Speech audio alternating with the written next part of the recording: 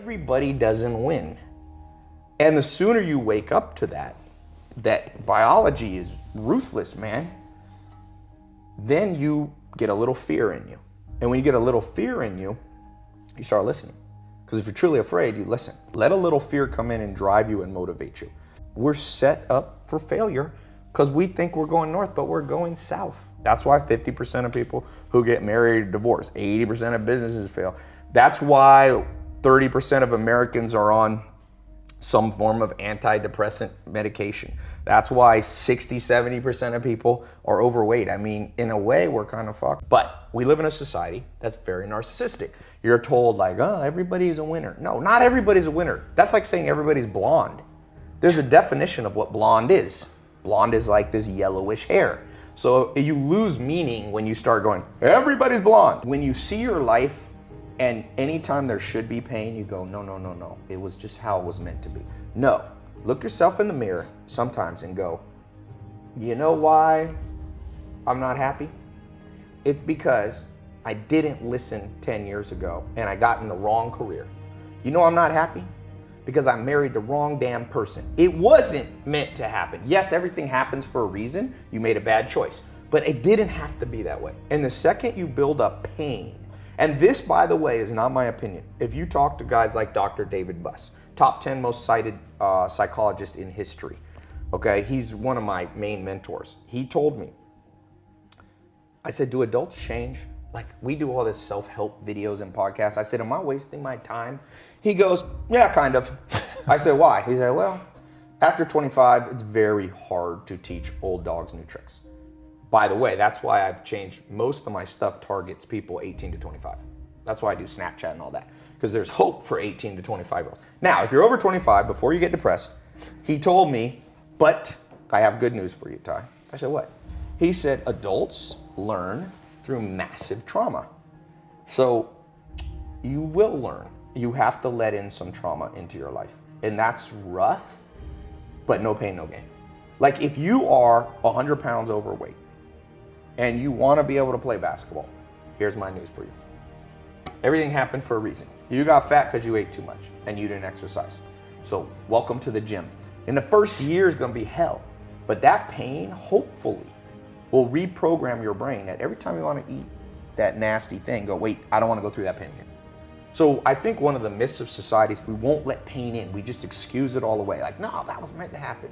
Oh, you wasted 20 years of life and married the wrong person in the wrong career? No. Tom, it was meant to happen. Where's the people who go, you fucked up, dude. You wasted 20 years and you will never get it back. You better go in your room and cry. And the truth is, you only learn as an adult. Unfortunately, most people can only change with massive trauma. Optimizing your life for hustling and grinding is like optimizing your life around going pee. No, pee is something you have to do. It's not the goal. You don't go, woo! You know what my goal is? Hit the toilet 7 times a day. No, but you have to do it to survive. So grinding and working hard and hustling is not what you optimize for. It's pain. Why would you optimize for pain? But it is a necessity. And if you look at an actual scientific explanation of what makes you successful, it is not just hard work. If that's true, construction workers would be the wealthiest people in the world. Waiters and busboys, they work harder than the owner. The most scientific psychometric personality test is called Hexaco. It's more accurate than Big Five, which used to be. It's much more accurate than Myers-Briggs, INFJ, ENTP, all that stuff. So Hexaco tests you on 26 facets of your personality. And one of them is called conscientiousness. And it's been proven over and over by scientists, conscientiousness is the most correlated with business success. Define conscientiousness. So then it divides into 4 sub-facets. Organization, perfectionism, diligence, and prudence.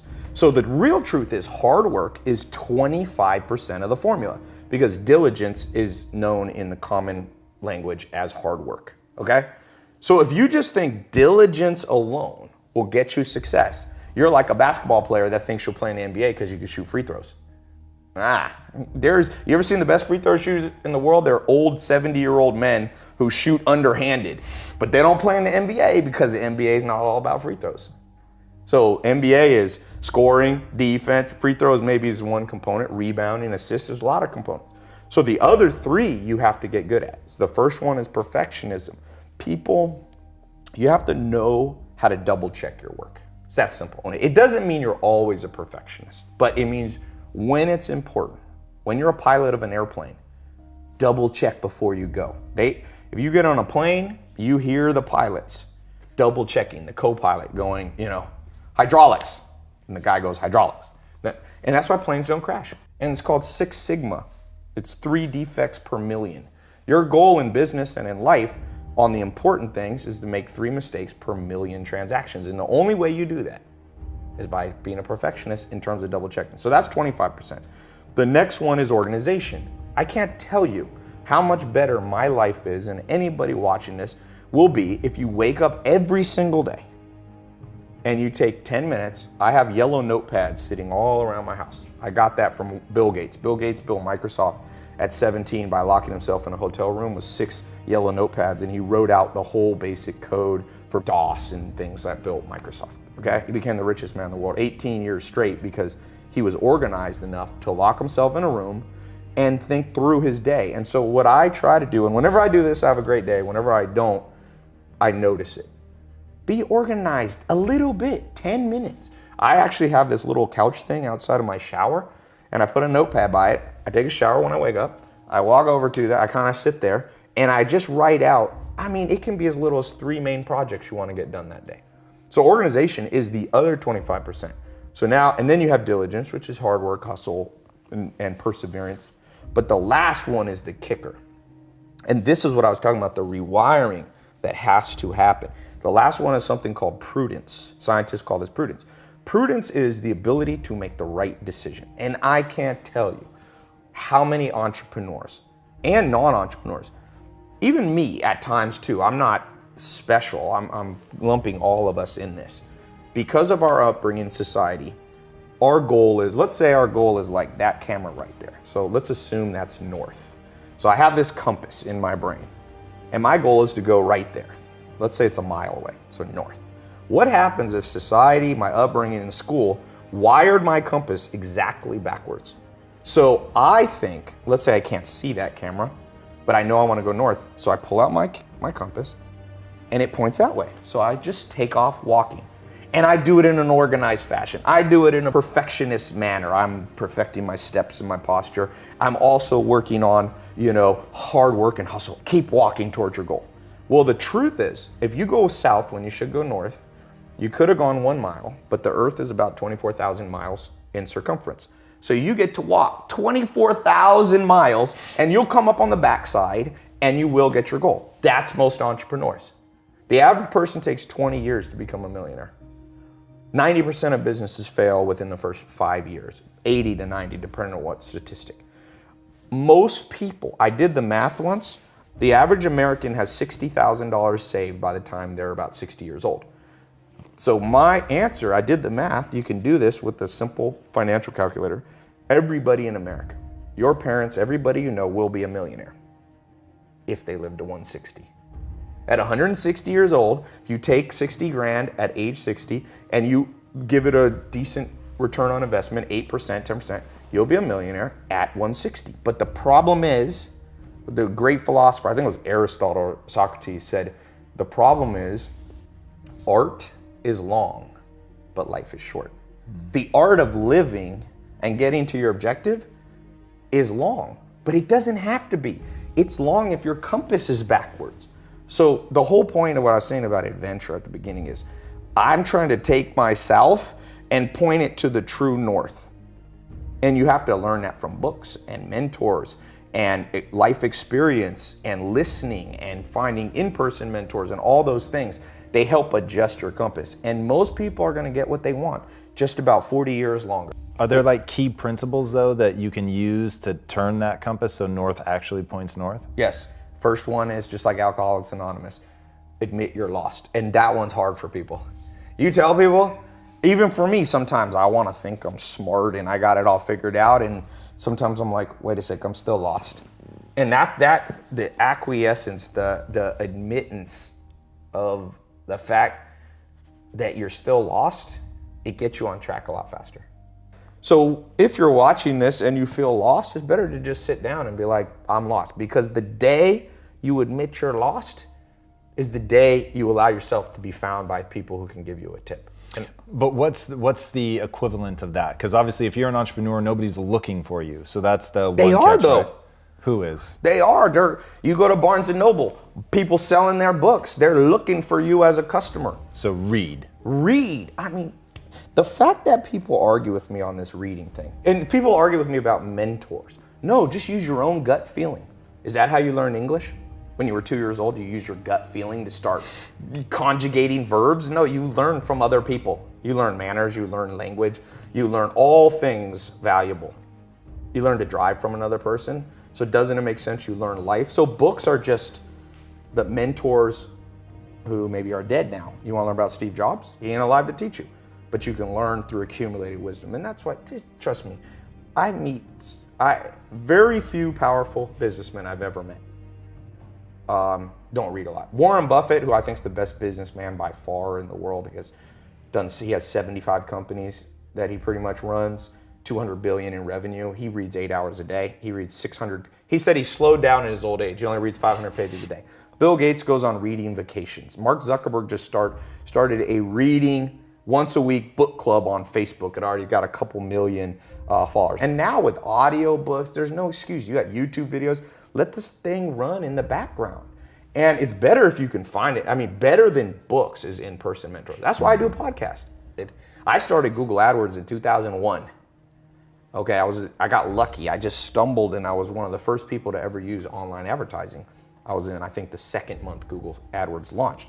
Whoa. And there was no YouTube videos. There was no Perry Marshall books. There was nothing. You just kind of wasted money to learn.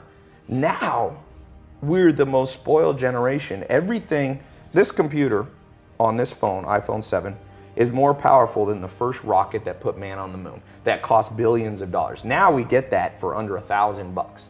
And people are still like, I'm lost. Yes, you're lost. Sit down and then open up Safari and go, how to do Google ads. And you're gonna come up, let's see what I come up with. AdWords, they have their own tutorial. WordStream, Jumpify, you got some paid stuff. Then you have some free stuff on HubSpot. If you sit in a chair, Charlie Munger calls it assiduity. Put your ass in a chair.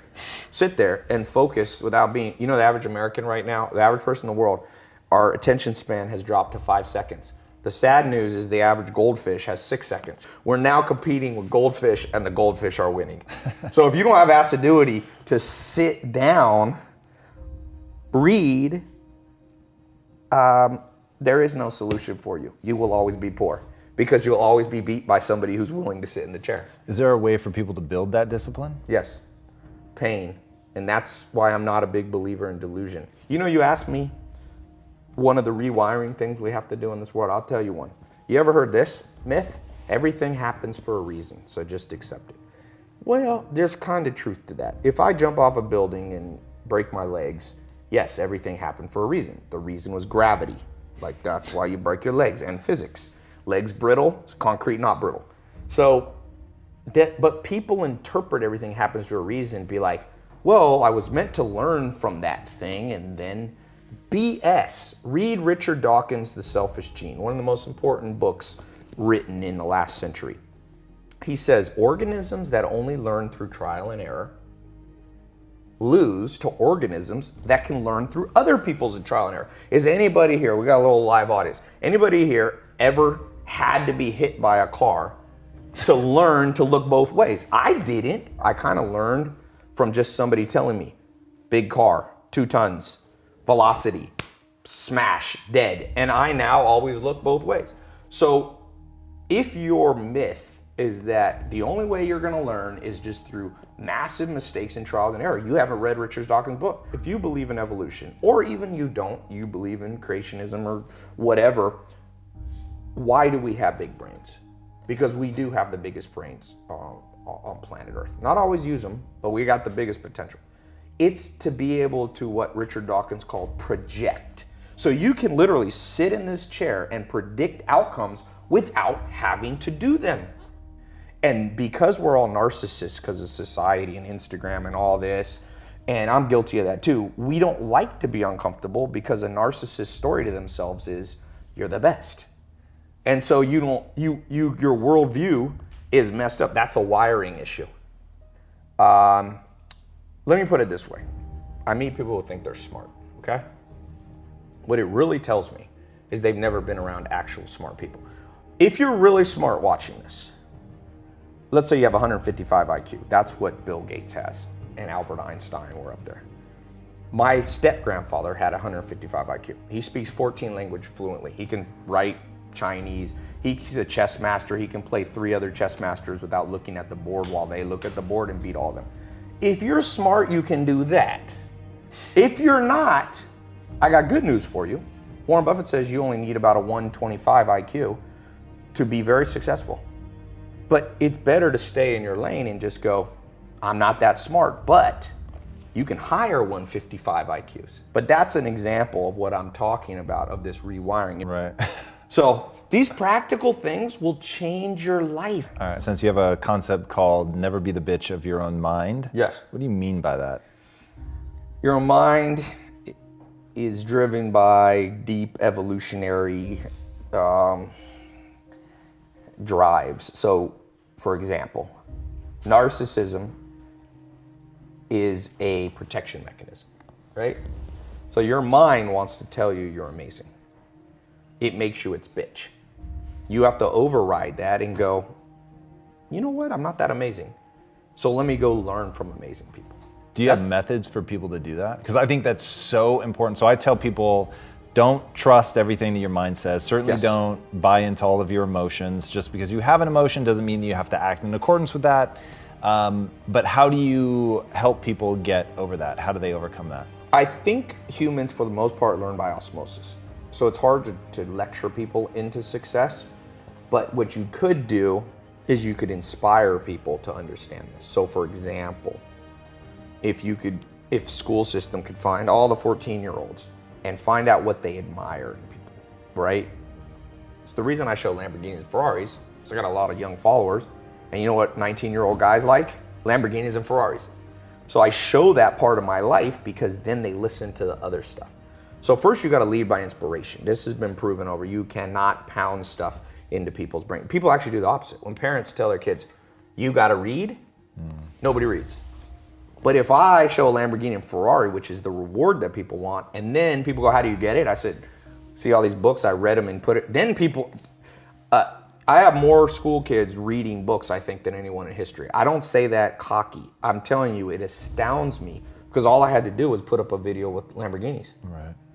When you're the bitch of your brain, you go, I'm just gonna freewheel this day. It's very hard to be organized. Dogs aren't organized. Do you ever see your dog organizing day? So if you wanna, you can either act on the animal side, which is just a wing life, or you can operate from a sense of logic and duty. And so I learned somewhat, I'm not even as good as Joel, to not be the bitch of my mind by just being around him for a while. And so that's the best way. Find somebody that you look at them and you go, this is a person of discipline, motivation, self-motivation. They don't need external motivation. They're motivated from within, and spend all the time you can around them. And so for all of you who are really big on the hustle your ass off, hustle in the networking side. It will help you because you never know who you're sitting next to. That's why I'm a big believer in going to conferences. Berkshire Hathaway conference. It's the first week of May of every year. These dudes are gonna die soon. Charlie Munger, Warren Buffett. You can buy a B share for under 500 bucks. Buy a B share, you get a free ticket. It's insane. You sit there with 2 men on stage in a stadium of 18,000 of the top investors in the world. Wow. It costs you under 500 bucks. You sit there, it's only one day. I fly into Omaha and fly back out almost the same day. And you walk out just motivated. You're with the guy that their business, you know, we meet businesses and they're like, oh, I'm doing 100 million a year. They did 200 billion in revenue last year. I see people making fun of the Kardashians. I'm like, you gonna make fun of the Kardashians? Look, Kylie Jenner, the youngest Kardashian, in the last 18 months has done $400 million in revenue on lipstick kits and various makeup things with Kylie Cosmetics. Put that in perspective. L'Oreal, Maybelline, massive brands. It took them 50 years as an organization with thousands of employees to do what Kylie Jenner did by herself at 20 at 18. You're gonna laugh at the Kardashians? Do you have to agree with everything the Kardashians? No. But like Abraham Lincoln said, I learn from everybody, even if sometimes it's what not to do. So you can just go into the Kardashians, reverse engineer their success, go, I like this, I like this, I like this, I don't like that, then leave out what you don't like. If you can pick up one gold nugget, whether it's from an in-person mentor, whether it's from a book, you become very wealthy in knowledge very quickly. One nugget a day. One nugget a day. It's like Charlie Munger, Warren Buffett's business partner, said, step by step you get ahead, but not necessarily in fast spurts. But you have to prepare for the fast spurts by learning step by step. Like you want to become like a supercomputer where you just download smart crap from smart people. And you pick and choose. Like some people are like, Tai, I don't agree with everything you say. I'm like, good, I don't agree with everything I say. Like a year later, I'm like, wait, I was wrong.